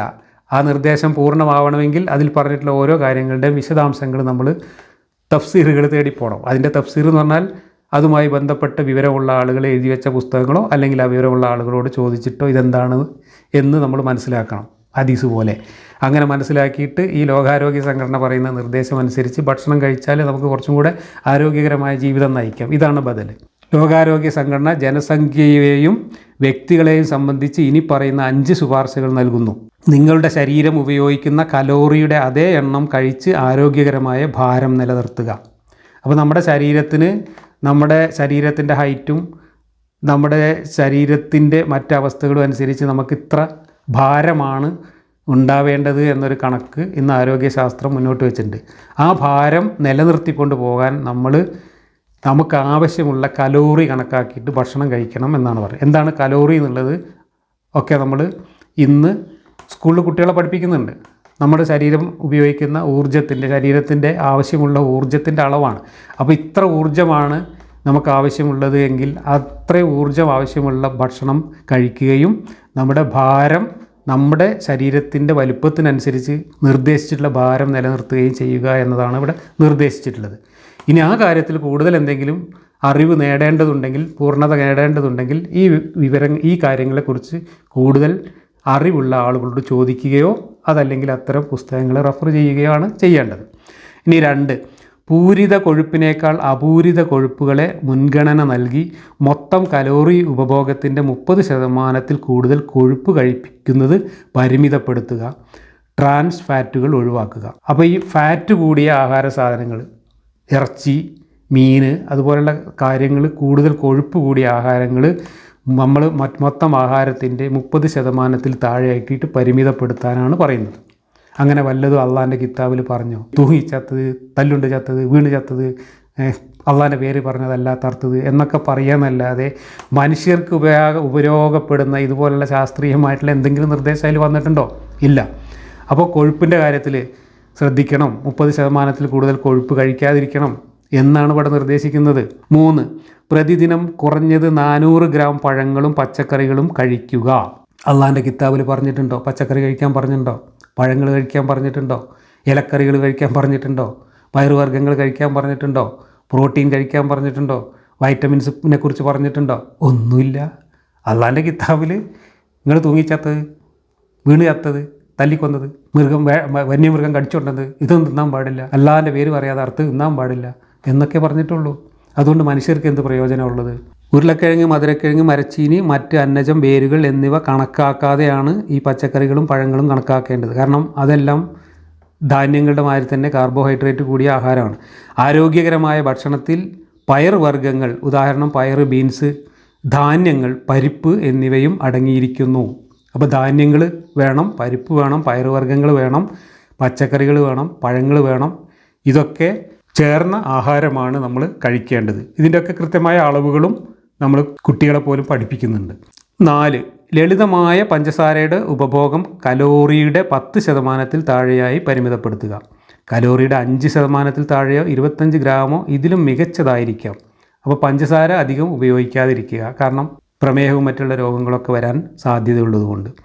5, എല്ലാ സ്രോതസ്സുകളിൽ നിന്നും ഉപ്പ്, അതായത് സോഡിയം പരിമിതപ്പെടുത്തുക. ഉപ്പ് അയഡൈസ്ഡ് ആണെന്ന് ഉറപ്പാക്കുക. പ്രതിദിനം 5 ഗ്രാമിൽ താഴെ ഉപ്പ് ഹൃദ്രോഗ സാധ്യത കുറയ്ക്കും. ഉപ്പിൻ്റെ ഉപയോഗം കുറയ്ക്കാനും ഉപയോഗിക്കുന്ന ഉപ്പ് അയഡൈസ് ചെയ്യാനുമാണ് ഇവിടെ നിർദ്ദേശിച്ചിട്ടുള്ളത്. വല്ലതും അള്ളാഹിൻ്റെ കിതാബിലുണ്ട് ഉപ്പിനെ പറ്റി, അയഡൈസ് ചെയ്യുന്നതിനെ പറ്റി? ലോകമെമ്പാടുമുള്ള 2.8% മരണങ്ങൾക്കും കാരണം പച്ചക്കറികളുടെയും പഴങ്ങളുടെയും അപര്യാപ്തതയാണെന്ന് വേൾഡ് ഹെൽത്ത് ഓർഗനൈസേഷൻ പ്രസ്താവിക്കുന്നു. മറ്റ് WHO ശുപാർശകളിൽ ഉൾപ്പെടുന്നു. തിരഞ്ഞെടുത്ത ഭക്ഷണങ്ങളിൽ ആവശ്യത്തിന് വിറ്റാമിനുകളും ചില ധാതുക്കളും ഉണ്ടെന്ന് ഉറപ്പുവരുത്തുക. നേരിട്ട് വിഷം, ഉദാഹരണം കനത്ത ലോഹങ്ങൾ, അർബുദമുണ്ടാക്കുന്ന, ഉദാഹരണം ബെൻസീൻ പദാർത്ഥങ്ങൾ ഒഴിവാക്കുക. മനുഷ്യരോഗകാരികളാൽ മലിനമായ ഭക്ഷണങ്ങൾ ഒഴിവാക്കുക, ഉദാഹരണം ഈക്കോളി, ടേപ്പ് വേമുട്ടകൾ തുടങ്ങിയവ. പൂരിത കൊഴുപ്പുകൾക്ക് പകരം പോളി അൺസാച്ചുറേറ്റഡ് കൊഴുപ്പുകൾ ഭക്ഷണത്തിൽ ഉൾപ്പെടുത്തുന്നത് കൊറോണറി ആർട്ടറി ഡിസീസ്, പ്രമേഹം എന്നിവയ്ക്ക് സാധ്യത കുറയ്ക്കും. ഇത് ലോകാരോഗ്യ സംഘടന മുന്നോട്ട് വയ്ക്കുന്ന ആഹാരം സംബന്ധിച്ച ഒരു നിർദ്ദേശമാണ്. ഇനി ഇത് പൂർണ്ണമല്ല, ഇതിന് ഒരുപാട് വിശദീകരണങ്ങൾ ആവശ്യമുണ്ട്. ആ വിശദീകരണങ്ങൾ ഇതുമായി ബന്ധപ്പെട്ട ന്യൂട്രീഷൻ സയൻസുമായിട്ട് ബന്ധപ്പെട്ട ആളുകളോട് ചോദിച്ചിട്ടോ അതുമായി ബന്ധപ്പെട്ട ശാസ്ത്രീയമായ ഗ്രന്ഥങ്ങൾ റെഫർ ചെയ്തിട്ടോ ഒക്കെ നമുക്ക് മനസ്സിലാക്കാം. അതനുസരിച്ച് നമ്മൾ നമ്മുടെ ആഹാരം ചെറുപ്പകാലം മുതൽ തന്നെ ക്രമീകരിച്ച് കഴിക്കുകയാണെങ്കിൽ നമുക്ക് ആരോഗ്യം കൂടും, ആയുസ് കൂടും, രോഗങ്ങൾ വരാതിരിക്കാം, ഒരുപാട് രോഗങ്ങളിൽ നിന്ന് നമുക്ക് മുക്തി നേടാം. അതനുസരിച്ച് ഇന്ന് വികസിത രാജ്യങ്ങളിലൊക്കെ കുട്ടികളെ എലിമെൻ്ററി ക്ലാസ്സുകളിൽ തന്നെ ആഹാരം എങ്ങനെയുള്ളതായിരിക്കണം, എന്താണ് ആരോഗ്യകരമായ ആഹാരം, എന്തൊക്കെയാണ് ആരോഗ്യകരമല്ലാത്ത ആഹാരം എന്നൊക്കെ ഇതുപോലുള്ള പഠന പ്രവർത്തനങ്ങൾ കൊടുത്തുകൊണ്ട്, രസകരമായിട്ടുള്ള കളികളും പ്രവർത്തനങ്ങളും കൊടുത്തുകൊണ്ട് പഠിപ്പിക്കുന്നുണ്ട്. ഇതുപോലെ കുട്ടികളുടെ ആരോഗ്യവുമായി ബന്ധപ്പെട്ട്, നമ്മളൊരു മനുഷ്യൻ്റെ ആരോഗ്യശീലങ്ങളുമായി ബന്ധപ്പെട്ട്, സാമൂഹ്യ ശീലങ്ങളുമായി ബന്ധപ്പെട്ട കാര്യങ്ങളൊക്കെ പ്രൈമറി തലം തൊട്ട് തന്നെ ഇതുപോലുള്ള പ്രവർത്തനങ്ങളിലൂടെ പഠിപ്പിക്കുന്ന വിദ്യാഭ്യാസ രീതിയാണ് വികസിത രാജ്യങ്ങളിലൊക്കെ ഉള്ളത്. നമ്മുടെ നാട്ടിലും അങ്ങനെയുള്ള വിദ്യാഭ്യാസ രീതിയൊക്കെ വന്നുകൊണ്ടിരിക്കുന്നു. അതല്ലാതെ ഈ പഠിച്ചവും കൊടുത്തയച്ച കാറ്റലോഗും കിതാബിലും നോക്കിയിട്ട് നമ്മളിന്ന് ജീവിതത്തിലെ ഒരു കാര്യവും മുന്നോട്ട് കൊണ്ടുപോകാൻ പറ്റില്ല. അതിനൊന്നും പര്യാപ്തമായിട്ടുള്ള ഒരു നിർദ്ദേശവും ഈ കാറ്റലോഗിലോ പുസ്തകത്തിലോ ഇല്ല. അതിനകത്ത് പറഞ്ഞിട്ടുള്ളതൊക്കെ അത് പറഞ്ഞ കാലത്തെ, അത് പറഞ്ഞ മനുഷ്യൻ്റെ അറിവിൻ്റെ പരിമിതികളിൽ ഉൾക്കൊള്ളുന്ന കാര്യങ്ങൾ മാത്രമാണ്. സർവജ്ഞാനിയായ ഒരു ദൈവം തൻ്റെ സൃഷ്ടികൾക്ക് ആഹാരം പറഞ്ഞു കൊടുക്കുകയാണെങ്കിൽ ശാസ്ത്രീയമായ ആഹാരത്തിൽ എന്തൊക്കെ സാധനങ്ങൾ ഏതൊക്കെ അളവിൽ ഉൾപ്പെടുത്തിയിരിക്കണമെന്നൊക്കെ കൃത്യമായിട്ട് പറഞ്ഞു തരണമായിരുന്നു. അതൊക്കെ നമ്മൾ നമ്മുടെ ബുദ്ധി ഉപയോഗിച്ചിട്ടും അന്വേഷണ സിദ്ധികൾ ഉപയോഗിച്ചിട്ടും കണ്ടെത്തിയ കാര്യങ്ങളാണ്. അത്രയും കണ്ടെത്താനുള്ള ബുദ്ധിയും കഴിവും നമുക്കുണ്ടെങ്കിൽ നമുക്ക് ഈ തൂങ്ങിച്ചത്തത്, മറ്റേത് ചത്തത്, അങ്ങനെ ചത്തത് തിന്നണ്ട എന്നും പറഞ്ഞിട്ട് ഒരു കിതാബിൻ്റെ ആവശ്യമൊന്നുമില്ല. അങ്ങനെ ഒരു കിതാബ് കൊടുത്തേക്കാൻ മാത്രം ഒരു ദൈവം മണ്ടനാവുകയുമില്ല. അതുകൊണ്ടാണ് ഇതൊന്നും ദൈവമായിട്ടൊരു ബന്ധമില്ല, ഇതൊക്കെ മനുഷ്യൻ്റെ വിവരക്കേടുകളാണ് എന്ന് നമ്മൾ പറഞ്ഞുകൊണ്ടിരിക്കുന്നത്. ഇന്ന് പ്രൈമറി സ്കൂളിൽ പഠിപ്പിക്കുന്ന കാര്യങ്ങൾ പോലും അള്ളാൻ്റെ കിതാബിൽ ഇല്ല. അതാണ് പറഞ്ഞു വന്നത്. അപ്പോൾ എങ്ങനെയാണ് ബദൽ നിർദ്ദേശം എന്ന് മനസ്സിലായല്ലോ. അതിപ്പോൾ ഞാൻ തന്നെ സ്വന്തം ഉണ്ടാക്കിക്കൊള്ളുന്നില്ല. ഓരോ വിഷയത്തിലും ആ വിഷയത്തിൽ ശാസ്ത്രീയമായ അറിവുള്ള ആളുകൾ തയ്യാറാക്കിയിട്ടുള്ള കാര്യങ്ങളെല്ലാം റെഫർ ചെയ്തുകൊണ്ട് നമുക്ക് ഈ ഖുർആനിൽ പറയുന്ന ഇത്തരം കാര്യങ്ങൾക്കൊക്കെ കൃത്യമായിട്ട് ബദലും കൂടെ പറയാൻ പറ്റും. വെറുതെ കുറ്റം പറഞ്ഞാൽ പോരാ, ബദൽ പറയണം എന്ന് പറയുന്നവരോടാണ് ഈ ബദൽ പറയുന്നത്. അപ്പോൾ ആഹാരം സംബന്ധിച്ച് അള്ളാഹുവിൻ്റെ കിതാബിൽ അള്ളാഹു നമുക്ക് ഇറക്കി തന്ന കാര്യങ്ങൾ ഒരു നയാ പൈസയുടെ പ്രയോജനമില്ലാത്തതും തനി അശാസ്ത്രീയവും അന്ധവിശ്വാസവും ആ കാലഘട്ടത്തിലെ മനുഷ്യൻ്റെ അറിവിൻ്റെ പരിമിതികളെ മാത്രം പ്രതിനിധാനം ചെയ്യുന്നതുമാണ് എന്ന് മനസ്സിലാക്കുക. അതുകൊണ്ട് തന്നെ ഇതൊന്നും തലക്ക് വെളിവുള്ള ഒരു ദൈവം കൊടുത്തയച്ചതല്ല, മനുഷ്യൻ്റെ അന്നത്തെ പരിമിതികൾ നിന്നുകൊണ്ട് പറഞ്ഞു പോയിട്ടുള്ള മണ്ടത്തരങ്ങളാണ് എന്ന് മനസ്സിലാക്കുക. ഇതിനൊക്കെയുള്ള ബദൽ ഇന്ന് ശാസ്ത്രീയമായ അറിവുള്ള ഒരു കാലത്ത് മനുഷ്യൻ്റെ ബുദ്ധി ഉപയോഗിച്ചിട്ട് മുന്നോട്ട് വെക്കാൻ സാധിക്കും. അതാണ് ഇപ്പോൾ ഞാൻ കാണിച്ചു തന്നത്. ലോകാരോഗ്യ സംഘടനയൊക്കെ മുന്നോട്ട് വെച്ചിട്ടുള്ള ആഹാര നിർദ്ദേശം, അതിനനുസരിച്ച് ഇന്ന് കുട്ടികളെ നമ്മൾ പഠിപ്പിച്ചുകൊണ്ടിരിക്കുന്ന കാര്യങ്ങൾ ഇതൊക്കെയാണ് പറഞ്ഞു തന്നത്. അപ്പോൾ ഇങ്ങനെ ഒരു ബദൽ കൂടി മുന്നോട്ട് വെച്ചുകൊണ്ട് തൽക്കാലം ഇന്നത്തെ ക്ലാസ് നമുക്ക് അവസാനിപ്പിക്കാം. അടുത്ത വാക്യം മുതൽ അടുത്ത ക്ലാസ്സിൽ തുടരും.